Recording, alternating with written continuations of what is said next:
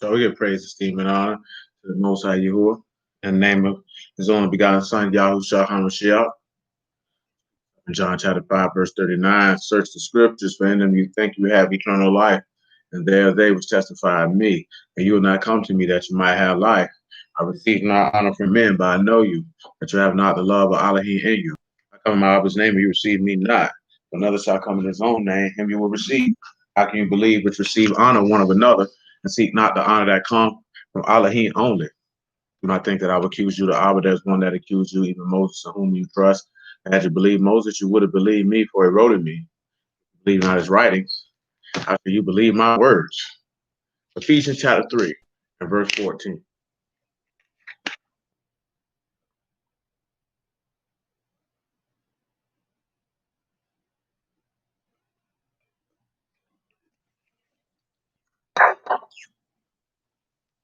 Shalom.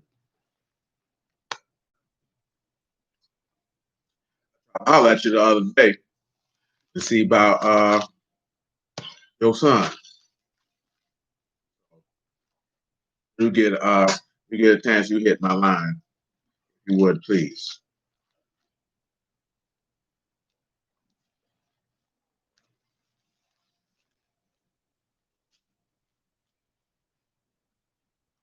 Ephesians chapter 3, verse 14.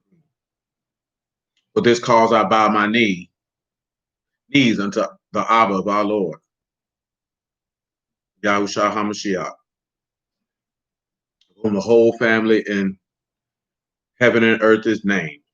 He will grant you, according to the riches of his esteem, to be strengthened with might by his Ruach in the inner man, that Mashiach might dwell in your heart by faith, that you, being rooted and grounded in love, may be able to comprehend with all saints what is the breadth, length, depth, and height, and to know the love of Mashiach, which past knowledge, that you might be filled with all the fullness of Elohim. Now unto him that is able to do exceeding abundantly above all that we ask or think, according to the power that work in us. Now this is a transition, because we talk about the Garden of Eden, how it means pleasure in regards to us returning there and Jerusalem being made into that aspect. And we read something in Isaiah 65, and we're going to go back to it. Isaiah chapter 65.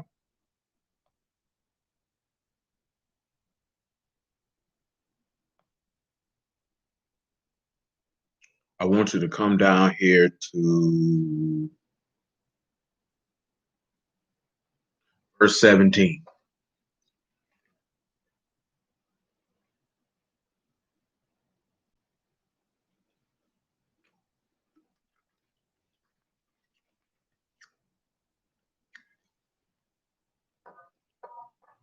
From Isaiah 65, we'll go to John chapter 15.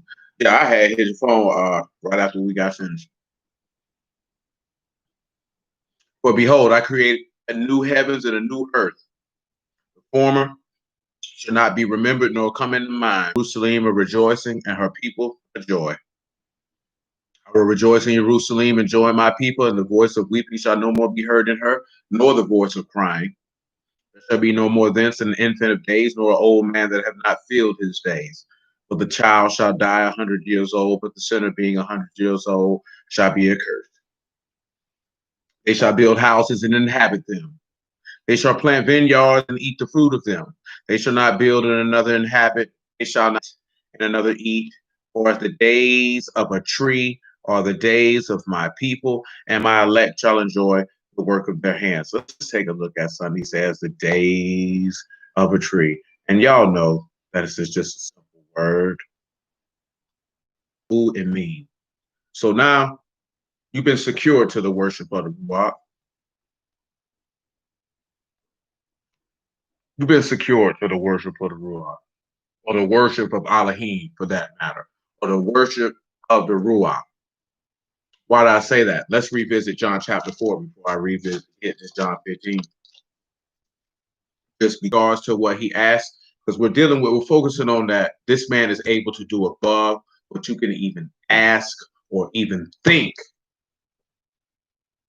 Whatever you think he can do, he can go above and beyond that. We'll look, and then y'all will and be.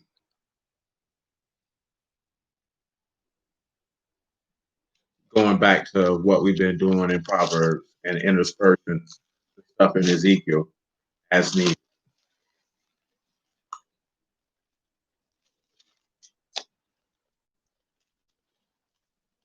So John chapter 4 and verse 20.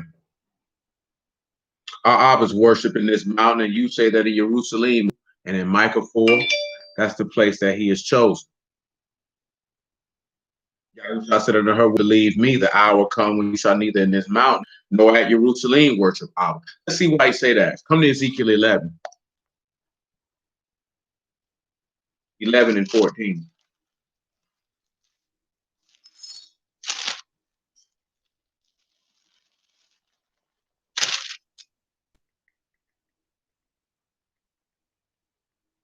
No, that'll work. 11 and 13. Ezekiel 11 and 13.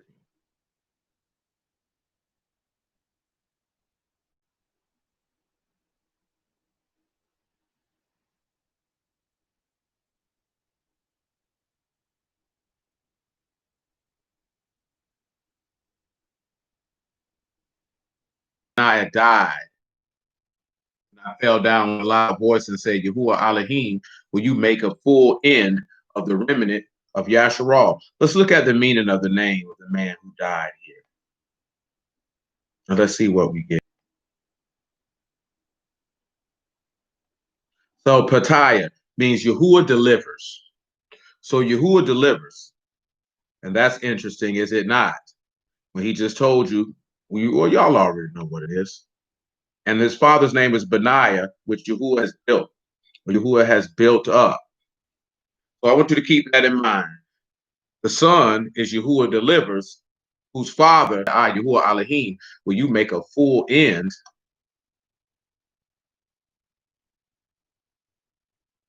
of the remnant of Yasharal. The word for full end here is completion or termination. So that's what it is. You got your termination. Kaf, Lamad, and Hay. So you're going to behold the subduing of the shepherd, which I want you to keep in mind when he said, "Will you make a full end?" Behold, the shepherd is subduing your brethren, the men of your kindred, all the house of Yasharal holy. Are they unto whom the inhabitants of Jerusalem have said, Get you far from Yahuwah, unto us is this land given in possession. Therefore say, Thus saith Yahuwah Elohim, although I have cast them far off from among the heathen, and although I have scattered them among the countries, yet will I be to them as a little sanctuary in the countries where they shall come. Therefore say, Thus saith Yahuwah Elohim, I even gather you from the people and assemble you out of the countries. Where have you been scattered? And I will give you the land of Yasharal. And they shall come take away all the detestable things thereof and the abominations thereof from thence. And I will give them one heart, and I will put a new ruach within you. I will take the stony heart out of your flesh, and I will give them a heart of flesh, that they may walk in my statutes and keep. I read it already. I'm like, I know I'm tripping. You look at verse 16, he told you that you would be a little, he would scatter you among the heathen, yet he will be. He will be. Notice when he said, and I'm saying he will be, is for proper English. He says, I will be to them as a little sanctuary, because you came up to Jerusalem as for to worship.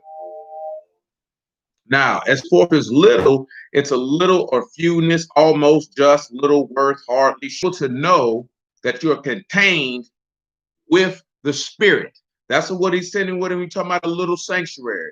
So you look at this here, a humble sanctuary. See, it's a lot of stuff we're going to try to roll into this here before we get on up out of here. Now, of course, you know, sanctuary is Mikdash. That's the Yahuwah delivered, died. You understand? Come back to John chapter 4. I read verse 21 again.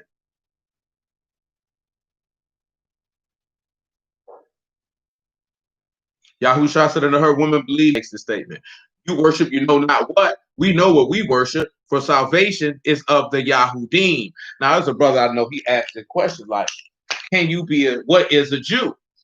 And the individual told him from the Romans 2, and this is to refresh your memory. And maybe there's somebody in here who doesn't know.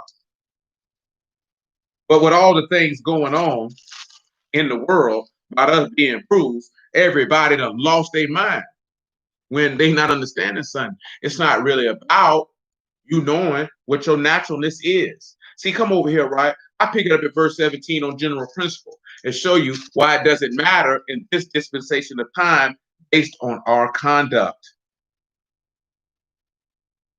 Behold, you are called to Yahudim and retest in the law and make your boast of Elohim and know his will and approve those things that are most excellent, being instructed out of Torah, and are confident that you yourself are a guide of the blind, a light of them which are in darkness, an instructor of the foolish, a teacher of babes, which have a form of knowledge and of the truth in Torah. Therefore, which you teach another, teach you not yourself.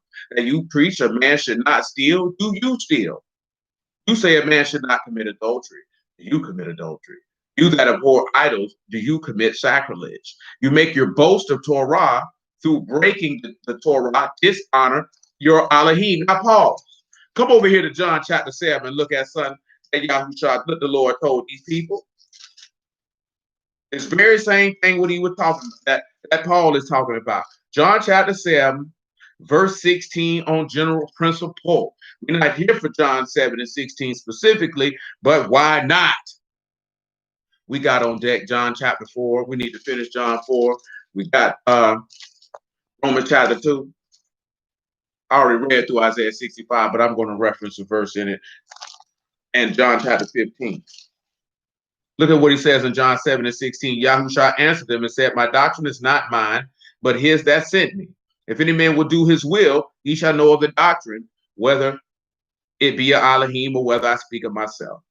He that speak of himself seek his own esteem, but he that seek his esteem that sent him, the same is true, and no unrighteousness is in him. Did not Moses give you Torah, yet none of you keep Torah? Why go you about to kill me? The people answered and said, you have a devil, who go about to kill you? Yahushua answered and said unto them, I have done one work, and you all marvel.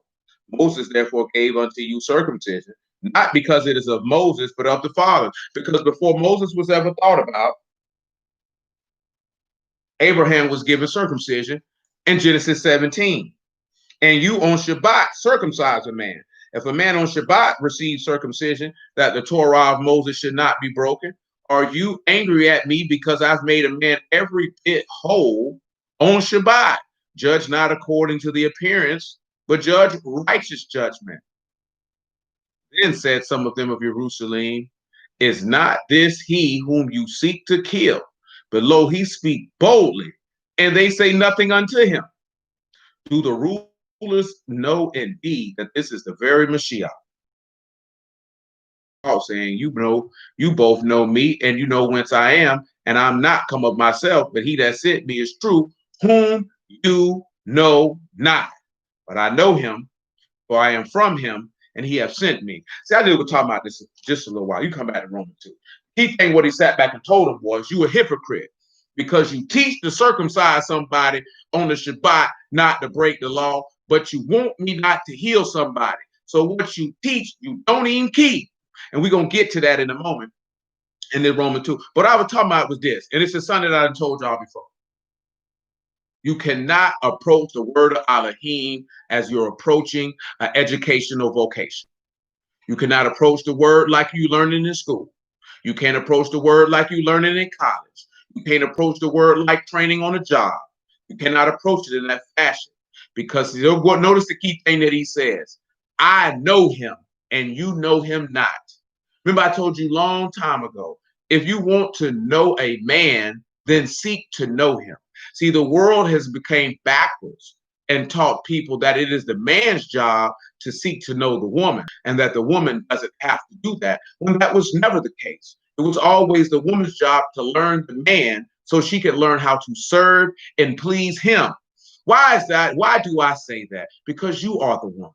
Because you are Yasharal. You are his bride. You are his wife. You are his consort. You are his companion. Now, he has manifested to you who he is. And if you really love the man and wanted to be with the man, then you would do as he told you to do and seek his face, and ask and you shall receive, and seek and you shall find. If you were diligent in learning him and being more concerned about knowing and serving him, then he would be more inclined to know and serve you. I see people all the time. It's funny to me when I see these women talking about husbands and wives supposed to submit to each other. You lying to me. You lying to me. Why would the husband be submitting to his wife? Do you even understand? That's yielding to another person's will. How can two people be submitting to each other's will? That makes no common sense. That makes no common sense. Two people can't submit to each other's will. That's not how that works. The man does not yield to the will of his wife, because at that point, you're saying that Elohim yields to the will of his wife. No, that's not what Elohim does. You yield to his will. And what you ask him, if it's according to his will, then he will do above and beyond what you have asked him for. But that's a different level of understanding. And all that is understanding the man who you're dealing with. Not seeing him through your perspective, not seeing it through how you want to see it, but seeing that man for who he is and what he's about and what he requires and desires. And he has no problem giving you something if it be according to his will. And you know that statement is in one of these epistle letters, and we will gladly read it for you in a moment. Come on back round here to Romans chapter 2 and verse 24. Because the reason why I read that you make the most of the law, but you break the law, because he taught you to have compassion and to love your neighbor as you love yourself. And they broke that, but boasting on how they kept Shabbat. But in their claiming of honoring their Elohim, they were dishonoring him. Let's continue. For the name of Elohim is blasphemed among the Gentiles through you, as it is written, for circumcision truly profit if you keep Torah. But if you be a breaker of Torah, your circumcision is made uncircumcision. Therefore, if the uncircumcision keep the righteousness of Torah, shall not his uncircumcision be counted for circumcision? And shall not uncircumcision, which is by nature, if it fulfill Torah, judge you who by the letter and circumcision do rebel against Torah? For he is not a Yahudim, which is one outwardly, neither is that circumcision which is outward in the flesh, but he is a Yahudim, which is one inwardly. And circumcision is that of the heart and in the Ruach, and not in the letter, whose praise is not of men, but of Elohim. See, that is the biggest problem that we have in these days and times. It tells you that in John, that a lot of the come over to 2 Corinthians chapter 10, the Elohim. See, a lot of dudes want to get accepted. A lot of people want to get accepted because that goes back to childhood. Because human nature, by nature, human beings don't want to be ostracized. They want to be a part of a group. They want to be accepted. You understand? But it takes courage to be able to say that I'm going to stand out here by myself. That I don't care if you accept me, because I don't need your praise. I don't need your validation. See, that's a different level of confidence, of which most people don't have. And it offends a lot of people when they see that you're not seeking the validation of someone. Because this society, specifically in this particular dispensation of time, teaches, and really where it comes from is this here, is a lot of people want a validation from their parents. So they go about looking for that from any and everyone that they come across, for this purpose to validate them, to tell them that they're great, to tell them that they matter, to tell them that they're this and they're that. This is why some people have very tumultuous relationships, romantically, if you would, for lack of a better term, and very difficult time maintaining friendships with people, because you're seeking their validation. You know what I'm saying? Some people want the validation to come towards them. Others chase validation. And when people don't validate them, that they don't want to be friends with them, because they have this prideful, arrogant way of thinking that everyone should validate prosperous life in any shape, form, or fashion. And it definitely be detrimental to any offspring that an individual may actually have.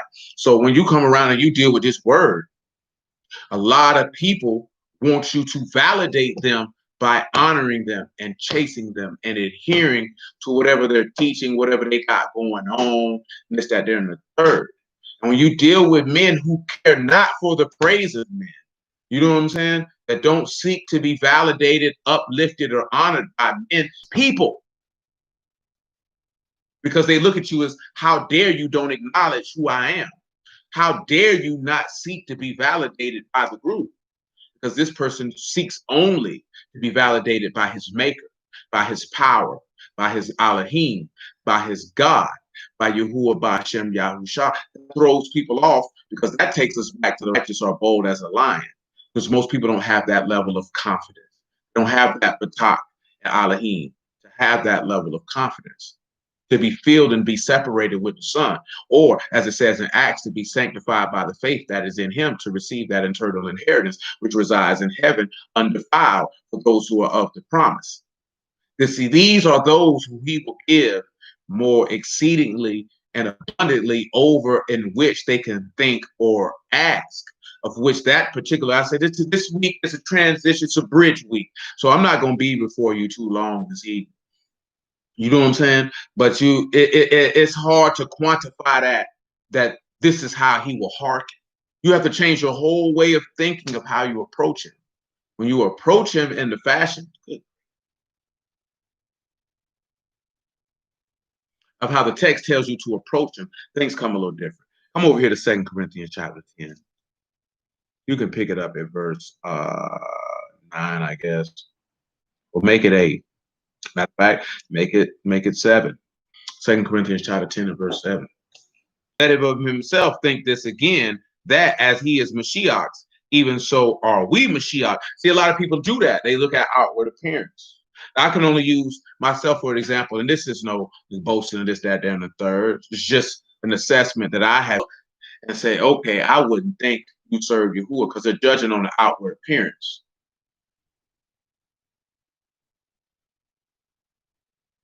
You know, dress. I told you before one time years ago. It's like 2013, I guess. Maybe 2012. No, this was 2012. 2011, 2012, somewhere in there. You know what I'm saying? And that's the first time I ran across them GMS boys. But it's not about them. It was the people who were out there. And they were out there lying, berating somebody about something. I forgot what they were berating this person about, with the lie they were. But I went ahead. I was walking past, and I was finna keep sliding through. It was out there in Hammond Plaza. I was standing in San Marco, so I was just finna go across that. Just got off the bus from the terminal, finna walk across the Main Street Bridge, and go to the house. You know what I'm saying? And I was finna walk right past them. I say, nah, I can't do that. And when I went ahead and hit them boys off with a couple Mike Tyson uppercuts and went ahead and finished them off and got that over with, the people around were like, I wouldn't have thought that you knew what you knew. And they were talking about, and they said that, and they stated it explicitly because of how I was dressed. Because I had on basketball shorts, slides, and a t-shirt. And they just assumed that there was no way that this man could possess what he just gave these people. I know that people might see me move out throughout the course of the day. You might be like, his hair snappy, he got his hat cocked to the side, you know what I'm saying? Whatever the case may be, that boy don't know nothing. And you're going to be shocked. You judge, that's what Yahusha told you. Don't judge according to appearance, judge righteous judgment. Do not judge things based off how they look. Judge things according to the word. As I was talking to a dear brother this afternoon, and he made the statement that we teach the word by the hearing of the word, or as it says in 1 Corinthians, I should say, that we compare spiritual things with spiritual, of which the Ruach HaKodesh teach. That very many people do that, because everybody wants to teach this word from a historical standpoint, from a cultural standpoint. They don't want to teach it from the standpoint that the word was supposed to be taught from, and that's Elohim's standpoint. This is Elohim's message unto men. You understand?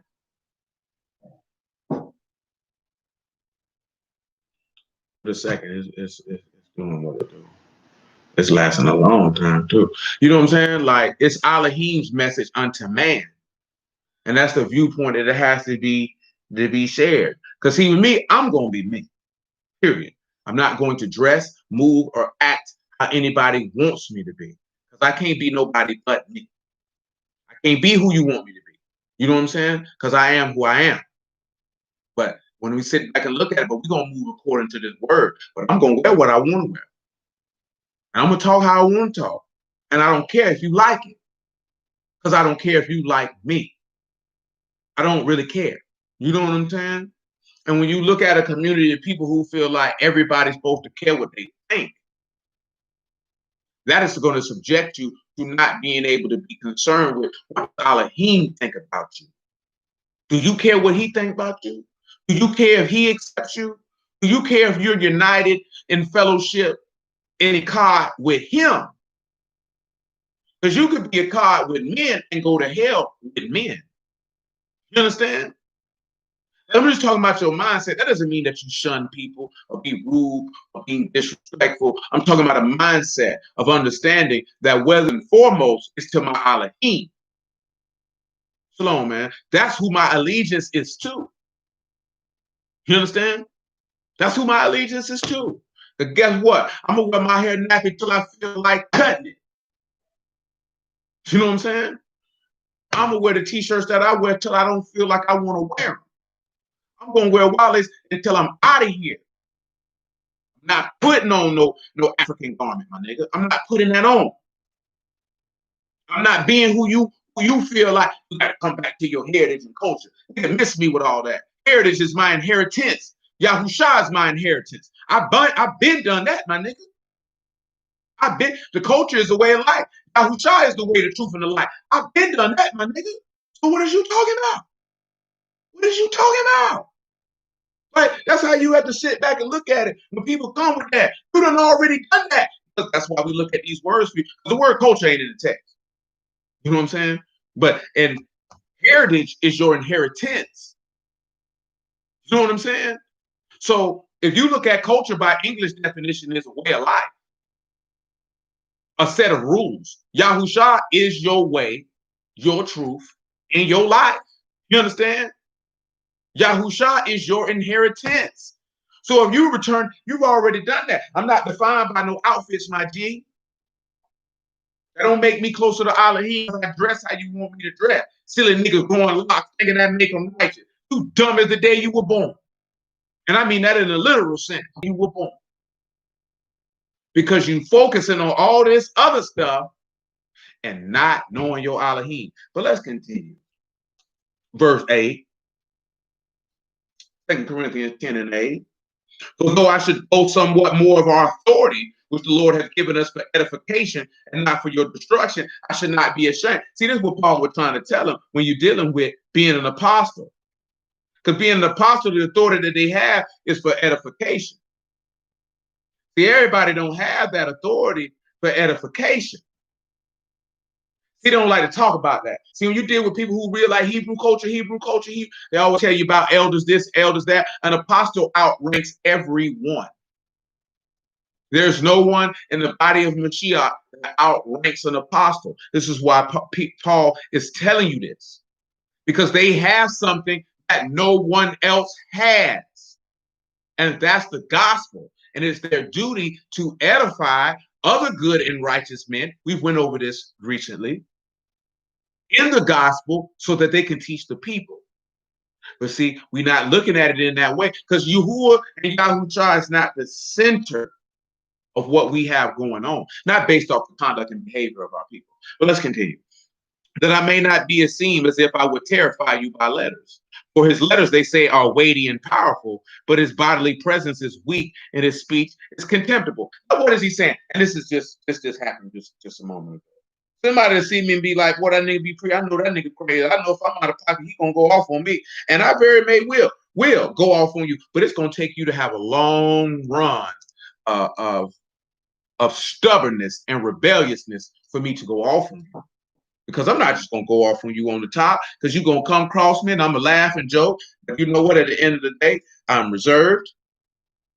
I'm understanding. I'm compassionate. I'm gonna hear what you have to say. You know what I'm saying? I'm going to try to understand the thought process and your decision making to assist you to not make that decision again.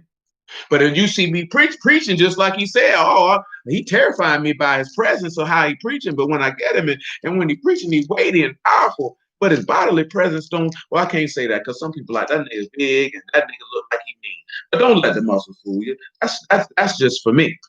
The muscles are not for anyone other than me because I like to lift weights. I enjoy that. You know what I'm saying? I live, breathe, and eat it and defecate it. That's something I like to do. I don't do that to intimidate men. I don't do it to attract women. I could care less. That's strictly for me.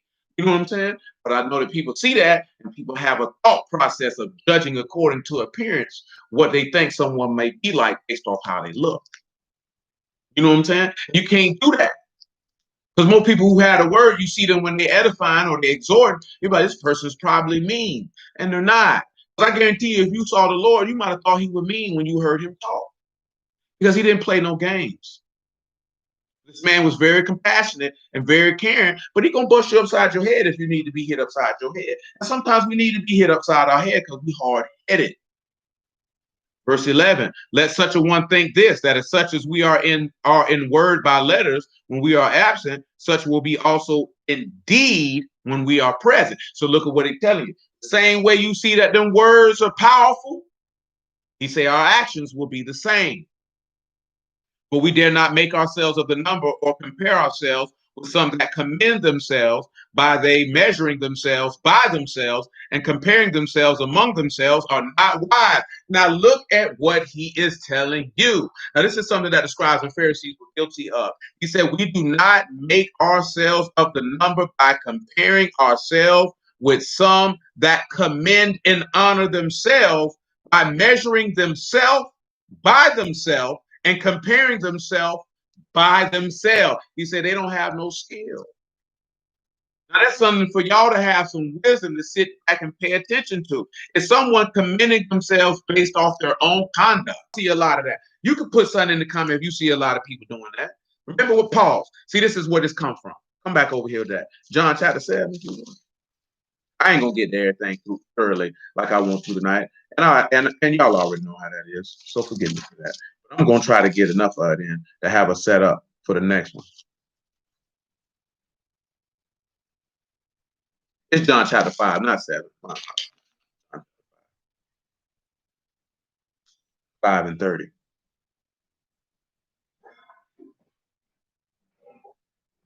I'm missing that. Well, I'm gonna read 5 and 30, and John 8 is what I want. Now that I'm thinking on it. John 5 and 30. I can of my own self do nothing. As I hear, I judge. My judgment is just because I seek not my own will, but the will of Abba which has sent me. If I bear witness of myself, my witness is not true. There is another that bear witness of me, and I know that the witness which he witnessed of me is true. Now come over here to John 8.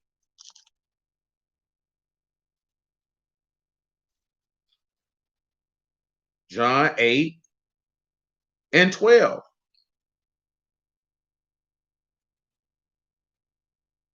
Then spake Yahushua again unto them, saying, I'm the light of the world. He that follow me shall not walk in darkness, but shall have the light of life. The Pharisees therefore said unto him, you bear record of yourself, your record is not true. Yahushua answered and said unto them, though I bear record of myself, yet my record is true. For I know where I came and where I go, but you cannot tell where I come and where I go. You judge after the flesh, I judge no man. And yet if I judge, my judgment is true, for I am not alone, but I and Abba that sent me. It is also written in your Torah that the testimony of two men is true. I am one that bear witness of myself, and Abba that sent me bear witness of me. So look at what he's telling you. He's telling you that word and that ruach that's in him bear witness that he's Elohim. He ain't comparing himself to himself. He comparing himself to his father and the word. Let's come over here to John chapter 3. John chapter 3. What verse do I want? I'll take 27. 3 and 27. Remember what it tell you in 2 Corinthians 13. Examine yourselves, whether you be in the faith or not. Same thing that it tell you in Psalms 4. See, a lot of people don't measure themselves strictly by the word. A lot of people measure themselves by things that the word does not quantify that make someone godly. You understand? John 3:27. John answered and said, a man can receive nothing except to be given him from heaven. You yourselves bear me witness that I said I'm not the Messiah, but that I am sent before him. He that have the bride, is the bridegroom. But the friend of the bridegroom would stand and hear him rejoice greatly because of the bridegroom's voice. This is my joy, therefore is fulfilled. He must increase, but I must decrease. He that come from above is above all. He that is of the earth is earthly, and speak of the earth. He that come from heaven is above all. And when he have seen and heard that he testify, and no man receive his testimony, he that received his testimony have set to his seal that Elohim is true. So when you turn around and you have the gospel, which goes back to being like Yahudim in the heart, circumcised in the heart, service of Elohim is in the Ruach and not the praise of men. You understand? Because this goes back to, we've been looking at that breadth, that length, that depth, and that height. You seen that breadth was dealing with the receiving of the house and the kingdom, and we still have to bridge and revisit 2 Chronicles chapter 3, verse 1, with the house being built on the altar of Ornan the Jebusite. By the grace of Yahushua, I have not forgotten. We dealt with the length, which is you walking the land. We dealt with the depth, which is the resurrection, the height, which is the ascension into Shamahim, or being in heaven. This is the thing that you're supposed to lay hold on and seize. That's what that Greek word for comprehend was, to lay hold on and seize, acquire. The same Hebrew word that would be used for buy in Proverbs 23 and 23. Acquire and possess the breadth, the length, the height, and the depth. If you were Kadash one, if you were Kased, a faithful one, this is what you would do. Then you would know that the love of Mashiach would dwell in your heart by faith. And you would know the love of Mashiach which passed knowledge. And you would be, again, to ask this man, and he would give you above all that you could even ask or think. You understand? And why is it? Because you laid hold on to something. You grasped and understood who he is, what he desires, and what he is about. When you have that testimony, you set to the seal that he is true, and that bears witness, because that's what you would be comparing yourself by. You wouldn't be comparing yourself by yourself, therefore showing yourself to be unwise. But nevertheless, 2 Corinthians chapter 10, verse 13. But we will not boast of things without our measure, but according to the measure of the rule which Elohim have distributed to us, a measure reach even unto you. For we stretch not ourselves beyond our measure, as though we reach not unto you. For we are come as far to you also in the preaching of the gospel of Mashiach, not boasting of things without our measure, that is, of other men's labors, but having hope when your faith is increased, that we shall be enlarged by you according to our rule abundantly. Preach the gospel in regions beyond you, and not to boast in any other man's line of things made ready to our hand. But he that esteemed, let him esteem in Yahuwah. For not he that commend himself is approved, but whom the Lord commend. And that's what we see. That's what he was telling them. Yeah, I've got a record of myself, but my Father is with me. Because it's not by who you commend. You commending yourself means nothing. As Yahuwah commended you, as Yahushua commended you. That goes back to everything that we've been looking at, with that breadth, length, depth, and height. We're good in 2 Corinthians chapter 10. We're good in Romans chapter 2. I need to finish. Let's go to John chapter 15, because I'm going to get y'all up out of here.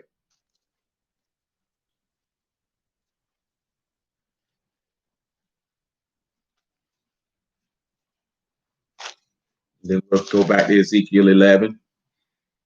Rehash one more verse and Isaiah 65. Because I'm going to tell you, that verse in Isaiah 65, what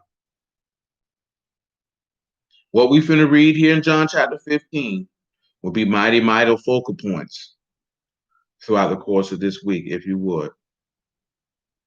John chapter 15 and verse 8. Make it verse 7.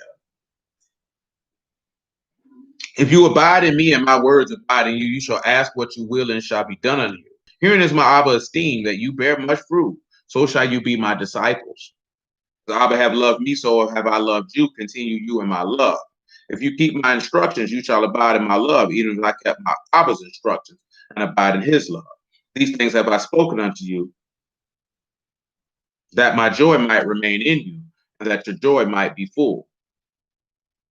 This is my commandment, that you love one another, as I have loved you. Greater love have no man than this, that a man lay his life down for his friends. You are my friends if you do whatsoever I command you.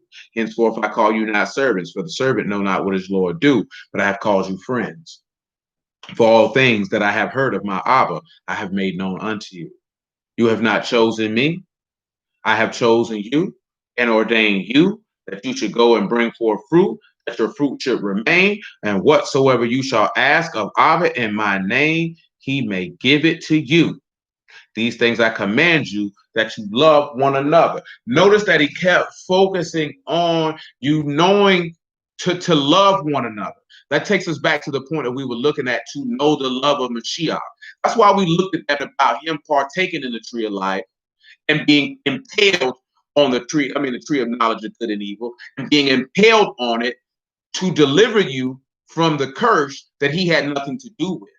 Then you would know that love of self-sacrifice. See, that's what a lot of people missed when Adam partake. See, we had talked about that many, many moons ago, that Adam died for his wife the same way that Yahushua did, setting the template of what was to come, the sacrifice for the wife. Why the text tells a husband to die for his wife. That's why it's idiocy for someone to say that a man should submit to his wife and his wife should submit to her husband. No, that's retarded, because the wife is not instructed to die for her husband. She doesn't have that level of sacrifice attached to her.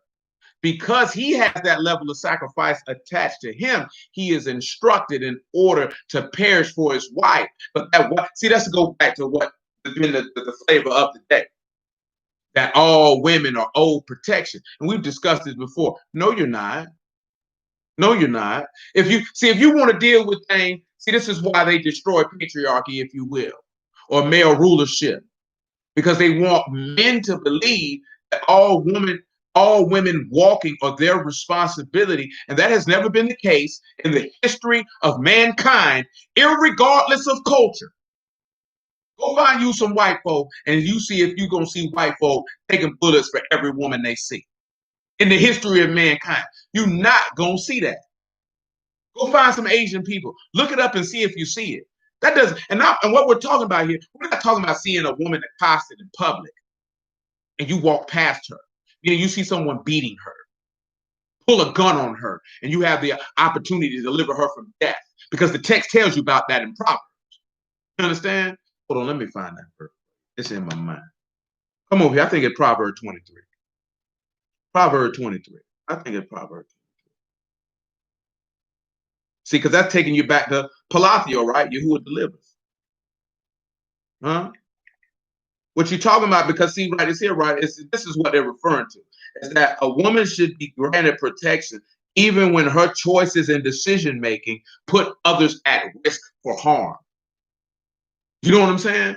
Because at the end of the day, Proverbs 24 is what I want. You could pick it up at Proverbs 24 and 5. Proverbs 20, 25, 24 and 5. And because when you look at how it's supposed to be, if a woman is not married, it is her father's job to protect her. If her father is not alive, it is her brothers or her uncles. Those are the men who are supposed to protect her. It is not a random man's duty in the street to protect her. You don't want to be under the authority and rulership of the men in your family, but you want men to protect you. If you're married, it is your. See, you can't turn around and say you want a man to be a provider and protector and then expect every man you see to be your protector. Because every man, you're not under the authority and rule of every man. So it's not his job to jump out here and die for you. It's not how that works. You got the game twisted.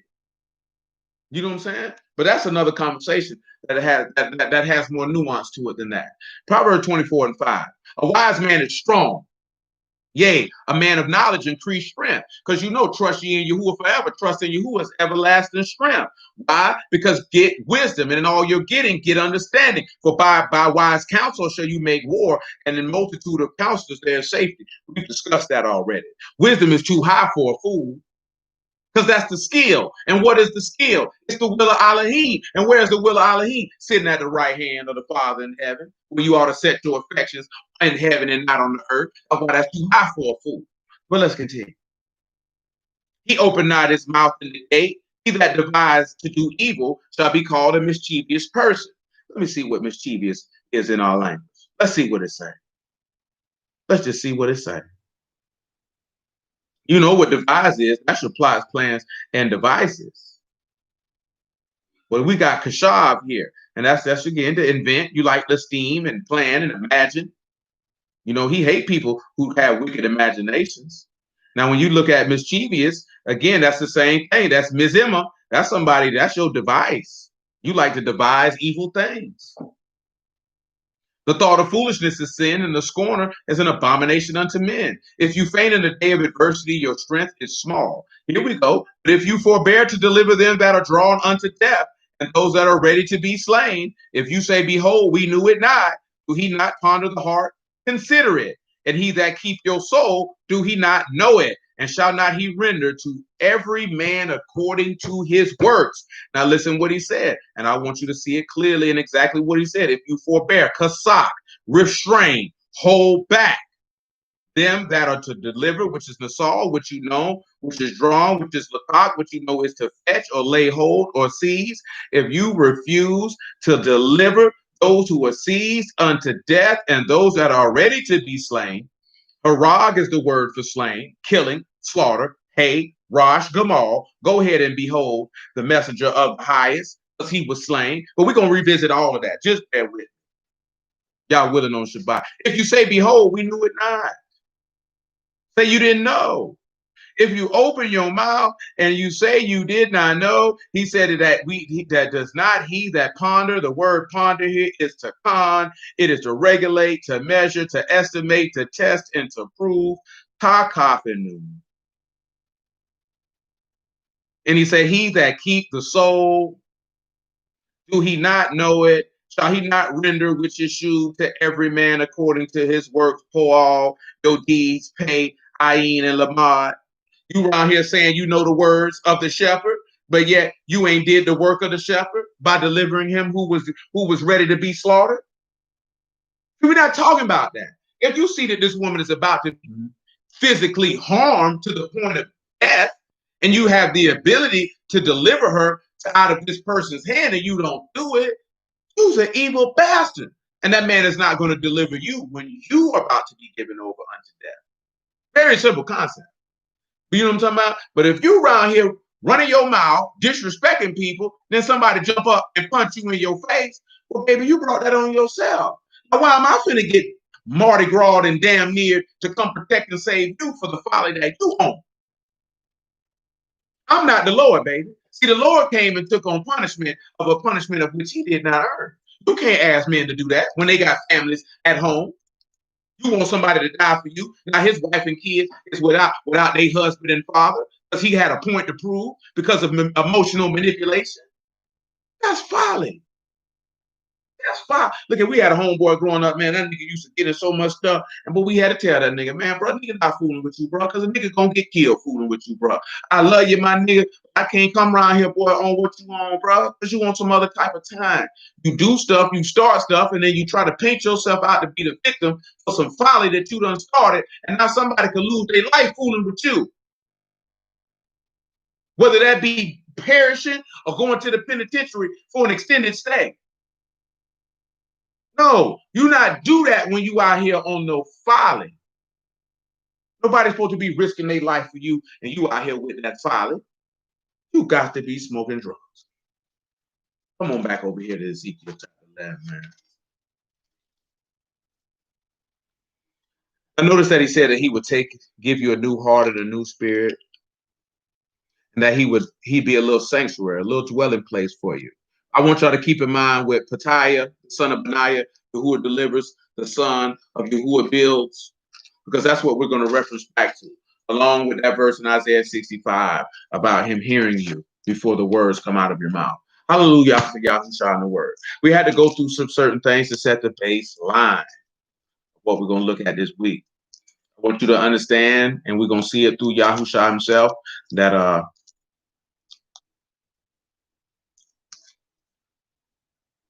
you are filled with the fullness of Elohim because you know the love of Mashiach, which passes all knowledge. And the love of Mashiach dwell in your heart by faith. And you have laid hold of the breadth, the length, the depth, and the height. And you have bowed your knees to the Abba of our Lord Yahushua HaMashiach, that anything that you could even think and ask of, this man will do above and beyond the call of duty. As any man would. I've been telling you women that for years. All you have to do is serve the man. Understand that the man love you. Lay hold on the things that are important unto him and make that a delight unto you. And if this man has any amount of righteousness in him, there's nothing that he would not do for you. He will do for you above and beyond what you could even think of. But you have to give value to his life. At the end of the day, these people done lied to you and told you you was the prize. You are not the prize. You are the gift of Elohim to the man, that the man would not be alone, and that you could aid and help him and whatever he had going on. But he ain't winning nothing by getting you, because vagina ain't no prize. Because guess what he's giving to you? Provision, protection, leadership, guidance, nurturing, counseling, and everything else. So you always hear these women, you can't raise no man and say all this stuff because you've been messing with low-level men that give you the baseline to feel like you can do that. You're actually intimidated by men who have no need for you. So there's a difference from a man who needs you and desires your assistance. There is a gross difference. And why do I say that? Because Yahushua does not need you. He desires your assistance, that his name might be published throughout the earth. But he does not need you to do it, because his work will be accomplished whether you come along for the ride or whether you do not. Because at the end of the day, you weren't a gift to him. He was a gift to you. He gave you the gift of eternal life through the shedding of his blood and performing the work of a husband. So if you think that the woman is a gift, the scriptures have told you to be a bold-faced liar, because the gift was your husband. You weren't a gift to him. All you did was cause him pain. He said, a man is brought to a piece of bread by a whore. You brought that man down to a piece of bread where he eating that bread and passing that one piece of bread around and drinking from that cup and had to be impaled from that tree. You did that. He didn't do that. You did that.